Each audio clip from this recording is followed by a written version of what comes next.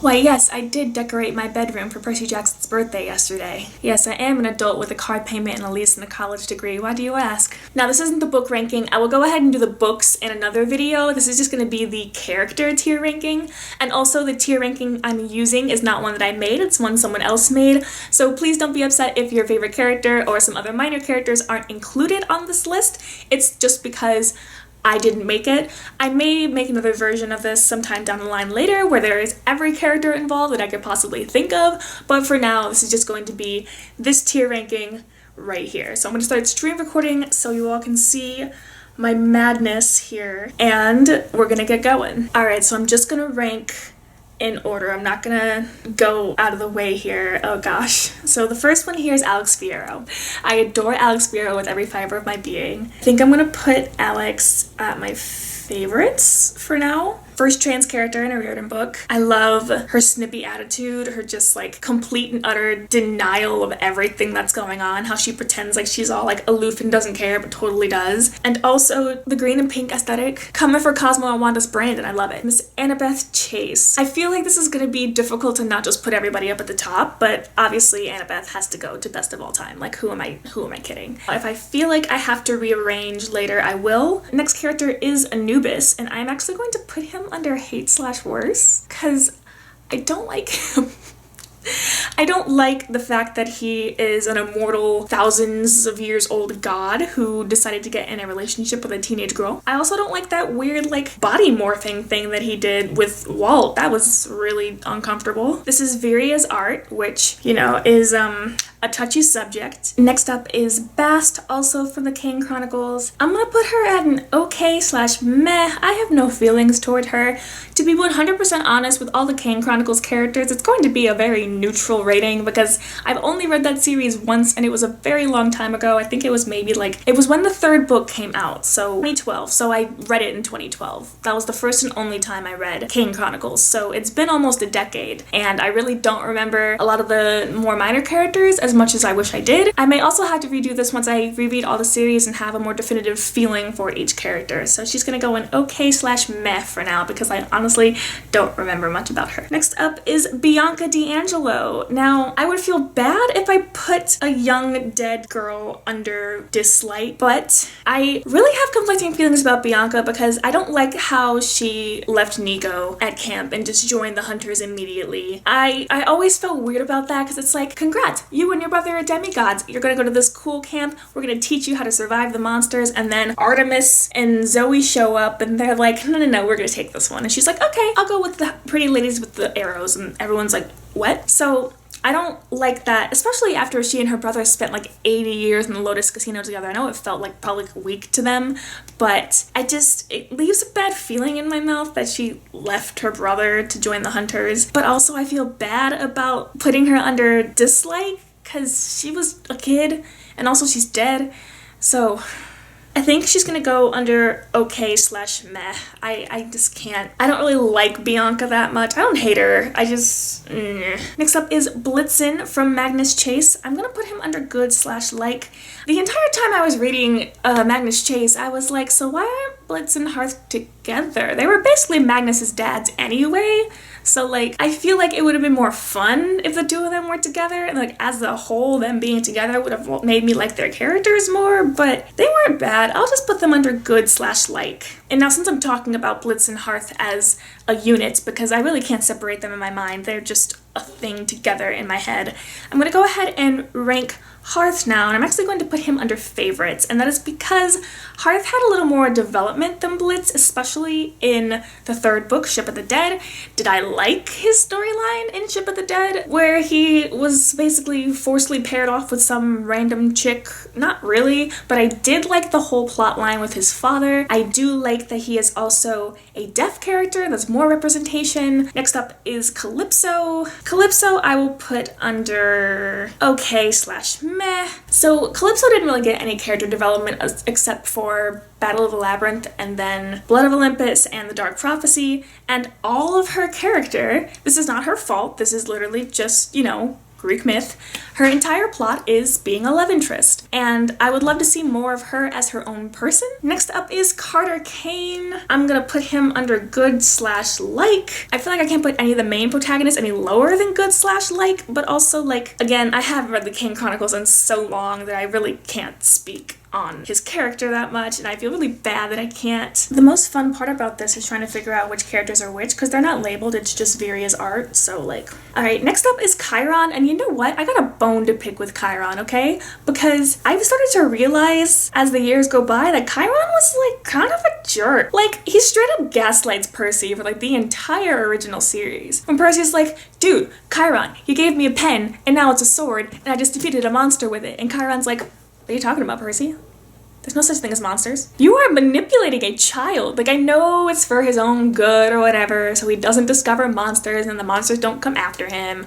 But it's like, bro, once he's been literally attacked by a monster, there's no need to lie to him anymore. Especially, like, with the whole thing with the prophecy, where, like, him and Annabeth knew the prophecy, and Percy's like, what prophecy? And they're like, what? There's a prophecy? What are you talking about, Percy? There might be a prophecy, but, like, we're not gonna tell you about it. It's like, that made me really angry when I thought about it the other day. I was legit on a car ride that I took like an hour to get somewhere, and I was just thinking the whole time. So I'm gonna put him under vaguely dislike right now, because thinking about that kind of leaves a gross taste in my mouth. I don't enjoy that. Next up is Clarice LaRue. You know, I'm gonna put Clarice under okay/meh. I'm not totally psyched about Clarice, to be totally honest. I really didn't like her that much. I mean, she was a good character, don't get me wrong. I don't like bullies, and like, despite the fact that she did redeem herself and that she is a good person, like, she was a bully. So Coach Hedge is gonna go under vaguely dislike, just because I felt like he was a more annoying Grover. An annoying old Grover. He really didn't do much until Blood of Olympus. He was just there to yell at people. Frank Zhang, my beautiful, beautiful son, you are going to go up into my favorites. I love Frank, you guys.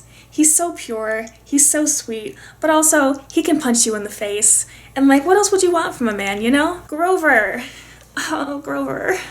I want to keep these categories even, so I'm trying not to put everyone so high. I'm gonna put Grover under good/like. I will be honest, when I was first reading the Percy Jackson books, I found Grover, especially in The Lightning Thief, to be like kind of annoying. But I mean, the whole thing with Pan and him becoming Lord of the Wild was just like an eye-opening epiphany, and I was like, oh man, Grover's a good character. I'm gonna put him under good/like. So Blondie here is Gunilla, which I'm probably saying wrong, and I literally had to look up who she was, because she was a character who was only in the first book of Magnus Chase. She was only in Sword of Summer, and she died, and I literally don't remember her at all. So by default, she's going to have to go under hate/worse, only because I literally don't know who she is. Sorry, girly. My bad. So that is Mr. Halfborn Gunderson, also from Magnus Chase. Actually, you know what? He's gonna go under vaguely dislike, because I felt like he didn't really provide much to the story. He was, He's kind of annoying. Just like the most stereotypical Viking of characters. Miss Hazel Levesque. There we go. We're just gonna put you right up there next to your boyfriend. She arguably has been through the most of any character in this universe, aside from maybe her brother, because Homegirl committed murder-suicide at age 13, was resurrected, immediately thrown into a war. Also, she had to deal with like the racism of the 1930s. Hazel's storyline is amazing and is not respected enough. I need y'all to start drinking your Respect Hazel juice immediately. The Sword of Summer is a character on this list. Jack. Yes, it goes by Jack. Jack is his preferred nickname. I'm going to go under vaguely dislike for the sword, because I don't like talking inanimate objects. And I remember when I was first reading Sword of Summer, his titular book, I remember his voice in my head sounded like Baymax from Big Hero 6. Like, hello, I am your personal monster slayer. Would you like me to stab someone for you? Sorry, I'm just glancing down at this and realizing that Jason, Luke, and Octavian look like identical on here, and I have to make sure that I'm calling them the right ones. So this is Jason. Again, I feel bad about ranking a character who's dead low, so I'm just gonna put him in okay/meh. Actually, you know what? Jason could go in good/like. I didn't dislike Jason. No, he's going in okay. He's going okay/meh, because I literally can't think of anything where I was like, oh man, Jason, that was cool. A lot of Jason's goodness we don't get to see, we just hear about it secondhand, like, ooh, he slayed the Titan Krios while Percy was slaying Kronos, and it's like, cool. We didn't see that though. Homeboy spends half of Heroes of Olympus unconscious. So, Lavinia. She's only had one book to really exist, so I'm gonna have to put her under okay/meh for now. We love a pink-haired lesbian, so good on that for her. Leo Valdez. Here's a controversial one. Leo is actually going to go under vaguely dislike for me. I'll be honest, the only book I liked Leo in was Blood of Olympus. He's trying so hard to be comic relief, and I know it's because of his past and because of his trauma that he tries to be comic relief, but it's just, God, this dude's entire story throughout all of his books was I'm lonely, which again, I get. Dead mom, no family, horrible childhood, understandable, but it wasn't until Blood of Olympus that he actually did something about it, other than pining for people he couldn't have. I'm sorry. I'm so sorry. But yeah, Leo's gonna go under vaguely dislike. And that's the thing, there are very few characters that I hate. And if I hate a character, they're gonna go under hate/worse. Or if I just don't know a character, they're under there, like Blondie there. But I will make it clear, I don't hate any of these characters. I don't even really dislike Leo. It's more just I don't have much positive to say in terms of my feelings for Leo. He's a good character. Lester is, wait, hold on. Yeah, so Apollo's, the gods aren't on this list. Listen, if I had to rank the gods, they would all be under hate except for Hestia and maybe some other minor ones. I'm glad the gods aren't on this list except for Apollo, which he's Lester here. So Lester, we're gonna put under good/like. Yes, I am putting Lester over Jason Grace. Listen, I love, especially in the beginning of Trials of Apollo, if you haven't read them, which if you haven't, you just got spoiled for the whole series because I've been talking about it for a hot minute here. But if you haven't read them, especially at the beginning of the books, he seems oh God, he's so annoying. He's way too awkward. He's just so obnoxious. And as the books go on and he realizes as a god Apollo, he has created such a mess and really impacted a lot of people's lives, and his actions have consequences, and it gets so intensely emotional, especially in The Burning Maze and The Tyrant's Tomb. I just love how multifaceted and multi-layered his character is. So yeah, I'm trying not to say too much just in case, but again, I warned for spoilers, so nothing like having to kill your ex-boyfriend for the sake of humanity, right? Anyway, alright, Loki is gonna go under hate/worse. He's a villain. I'm allowed to dislike him. He fathered two of my favorite characters, fathered and then mothered two of my favorite characters from Magnus Chase, but he himself, no thank you. Luke Castellan. Okay, listen. Cool motive, still murder. I am acknowledging that Luke is a bad person. He has every reason to dislike the gods, to want revenge. The way he went about it was absolutely wrong and should not have happened. I am not condoning his behavior. I am not saying that it was the right choice or even a good choice, but Luke is one of my favorite characters of all time, so he's going under favorites. I know. Listen, don't come at me, okay? Luke, I literally get emotional thinking about Luke Castellan on maybe a monthly basis. Guys, I love Luke Castellan so much as a character, as a concept. I don't like what he did. I don't like the way he went about things, but I love Luke Castellan, you guys. I'm sorry. I know.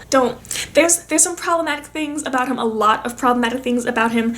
Namely, the main one people keep bringing up lately is the fact that he was a grown man of 22 asking 16-year-old Annabeth if she was in love with him. Not cool, dude. Also, the whole trying to murder people and letting an ancient titan take over your body to destroy the world. Yeah, don't do that maybe, but yeah. I'm gonna stop now because we need to finish this video. Magnus Chase, my baby. You're gonna go under good/like. I adore Magnus Chase because he solves every conflict through the power of love and friendship. He is literal sunshine boy. He's so pure. He is the least confrontational demigod in this universe. I love him. He's precious. Two redheads with jean jackets on. Confusing. This is Mallory. This is Mallory Keane from Magnus Chase. She is going to go in okay/meh. I liked her more than I liked her boyfriend, but also she didn't do much in terms of getting me to like her. She was kind of just there. And while I'm on Magnus Chase side characters who were kind of just there, I'm also just going to go ahead and take TJ and also put him under okay/meh. I liked TJ slightly more than Mallory and Halfborn, but they just didn't get enough development for me to really have much of an opinion on them aside from, yeah, they're cool, I guess. Meg McCaffrey, I'm sorry. I don't care for you that much. I know Meg is literally a child, literally a 12-year-old child, and she's going to be annoying because that's what she has to be, but I don't like her that much. I'm sorry. I mean, literally her power over Apollo is to boss him around. That gets really old after a while, and I just feel like, and maybe this is more just a problem in Rick's writing rather than my interpretation of his characters, but like, if you think about it, Bianca Deangelo was the same age as Meg in Battle of the Labyrinth. Hazel is only a year older than Meg, 2 years older now in current canon timeline, but when we met Hazel, she was 13, Meg is 12. When we met Percy, he was 11. So it's like, I feel like Meg acts so much more immature than the other demigods who we've seen at her age, and I just don't care for that kind of bratty, immature personality. Okay, I have a confession to make.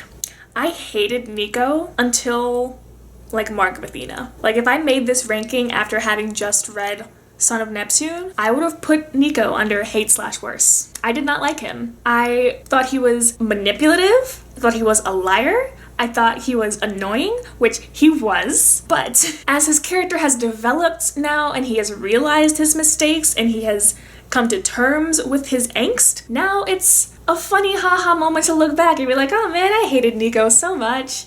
That stupid little annoying kid. And also, when I was reading the series as I was younger, I really didn't have the frame of mind to be like, Nico literally lost his entire childhood.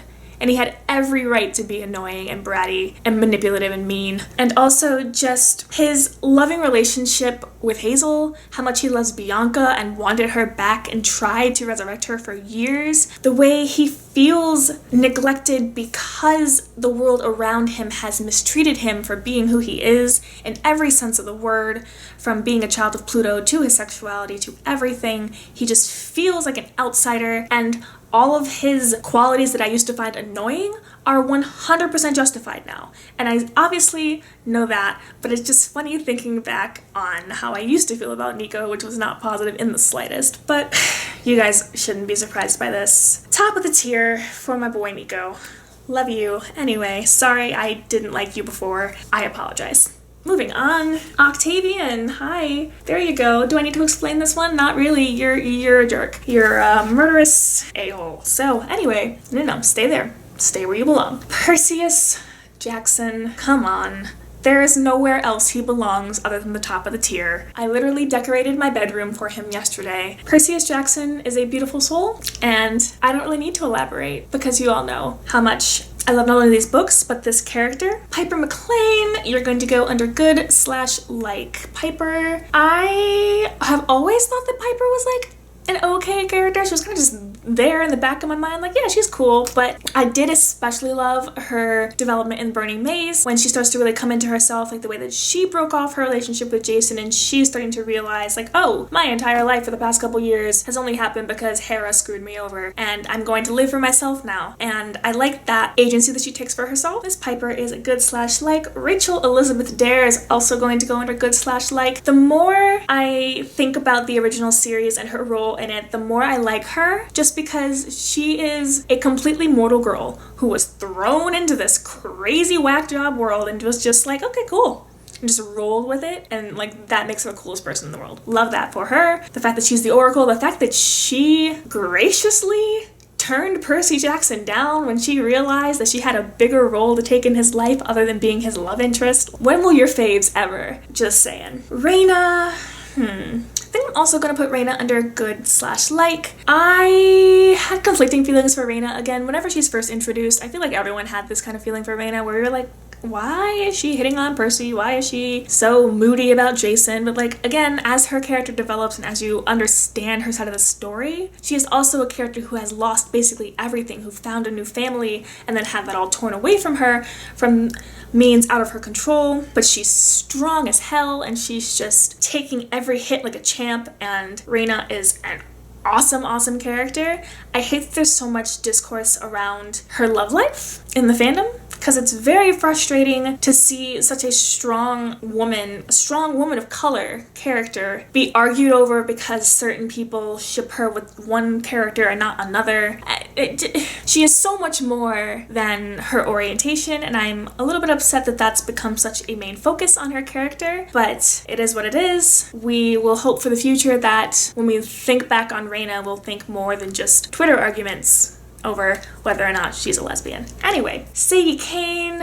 I feel like I'm just overcrowding the good/like category, but Sadie Kane can also go in good/like, and now it's a little pyramid. Sadie is, again, I haven't read Kane Chronicles in ages, but I remember I liked Sadie more than Carter's POV whenever I first read them. I really don't have much remarkable to say about any Kane Chronicles characters just because it's been so long, and I feel really bad about that. I'm sorry, Miss Sally Jackson is on this list. Hello, hi. You're gonna go all the way up. MVP, best mom of the entire history of humankind. Actually, you know what? Real quick, I'm gonna be super annoying. I'm gonna put Luke under best of all time because that's just how I feel about him. And I'm also going to move Magnus to favorites. Even out the scales a little bit here just because I am annoying and I don't like when they're uneven. All right. Back to Samira, we're going to put Sam under good/like, reframing her own beliefs and her own mindset versus what is essentially her job, and really just being in control of her own relationships and her own life. I love that about her. Talia Grace is also going to go up higher. I think I want to put her in favorites, only because a lot of my love for Talia comes from fanon and my own mind, because fun nerdy fact about me, when I was younger, I was so into the Luke, Talia, Annabeth backstory. I talked about this in my Things I Want to See in the Percy Jackson series video, but that is my favorite thing about the original series, is the story about Luke, Annabeth, and Talia finding each other on the road, and then Talia's sacrifice, and how that essentially set off the events of the main series. But a lot of what I love about Talia is actually in my own head, because I wrote in the gaps of their story. Like, we get all the content from the first 5 books, we get a little bit extra backstory in Heroes of Olympus, and then we get like 2 short stories. We have The Diary of Luke Castellan, which is Luke and Talia's quest when they first meet Annabeth, and then we also have the one short story with Talia, Percy, and Nico in the underworld when they first meet Bob. So like those 2 short stories, and then the core books are really all we have to fill in Talia's story. And obviously, since she isn't our main protagonist, she has a lot of depth that really isn't explored as much in the books, but the hints are there so you can fill it all in. Tyson, I'm very sorry, you're going to go down here under vaguely dislike, just because, again, you were kind of annoying and didn't really serve much other purpose other than, one, teaching Annabeth to not be racist against the Cyclopes, and then he just started like dating a harpy, which yeah. I know Tyson's more important than I'm making him out to be right now. I'm kind of undermining his character a little bit, but again, my ranking is more just in the frame of mind of like, when's the last time I read a book with this character in it, and how did I feel about them when I read it? And the only characters that I'm really talking in depth about are the ones that I spend my free time thinking about when I'm not reading, which, to be fair, is a lot of them, because I really love a lot of these characters, but some of them, like Tyson, like Meg, like Half-Born, I just like don't think about too much in my free time, so I haven't been able to form a more positive opinion by trying to justify their actions or anything like that. Walt, we're gonna go under okay/meh, just because, again, I really don't remember him that much. I'm sorry. Will Salas, we're gonna go under good/like. He is pure wholesome. He is wonderful. He has a very small role in the books that he's in until, obviously, he becomes a more major player later in Trials of Apollo, once he starts dating Nico. But before that, even, he's been one of those campers that has always been in the background, just like hanging out and making himself useful when necessary. Zia Rashid is going to go under okay/meh for the same reason that other Kane Chronicles characters are in this category. I just can't remember much. I'm sorry. I really do need to redo this when I read the Kane Chronicles again and actually form a better opinion, because I'm sure this would change once I do that. And oh look, I have a perfectly even chart and 1 character left. That's super frustrating. Zoey Nightshade is gonna go under vaguely dislike, because for one, I remember, this is such a nitpicky stupid thing, but when I was reading The Titan's Curse, her lack of contractions annoyed me. Like, it would take me out of the scene every time she would speak, which is so dumb. But also just, again, the fact that she lured both Bianca and Talia away from their respective groups and was like, join the hunters, and then like both of them, well, at least Bianca, suffered for it. And then, not a huge point, but like Zoey Nightshade absolutely tried to recruit Annabeth and Talia to the Hunters back before they ever even reached Camp Half-Blood. So again, I feel bad that she died, and she does have a good complex relationship with her father being a Titan, but it's like, I did not care for her. Okay, I'm gonna take one more glance over and see if I want to change anything. You know what I do? I'm going to move Miss Hazel Levesque up to best of all time. I'm biased, I know, but she is one of my favorite characters, so she's gonna go up there. I'm gonna move Raina up to favorites, and then I'm gonna move Leo up to okay/meh, just because I feel bad saying I dislike him, because there is a lot more redemptive qualities to him now that I think about it. Like, I shouldn't focus too much on my early opinions of him. My current opinion is more positive than that, so I think I'm satisfied with this. Final ranking, in my opinion, which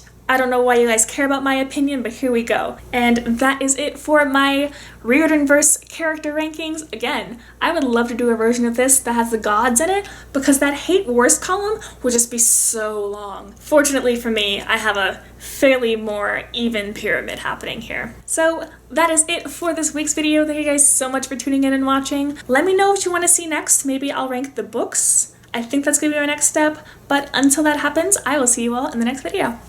Bye.